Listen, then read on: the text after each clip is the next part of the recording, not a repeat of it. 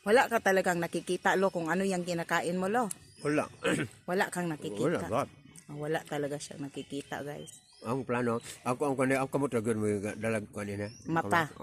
Kandi kay kumukuha yung musara kay di ba makuha na ko musara ko. Oh, kapag nagkutsara siya, hindi niya talaga makukuha yung pagkain kasi hindi niya nakikita.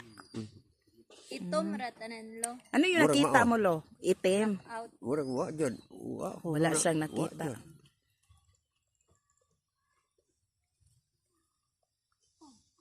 Kaya ako liw ako man gipugos mi na. Mm. Ngay.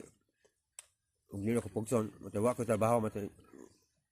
Dagdogon magay ko sayon ng ano istorya ng mga sa makaato kog layo na ingno ko pasuteng. Kanay mo kay tawag ako na pagkamatay naman ko. Ko. Ina jud ko. Kaya ginagawa na lang talaga niya, guys, na magpursige.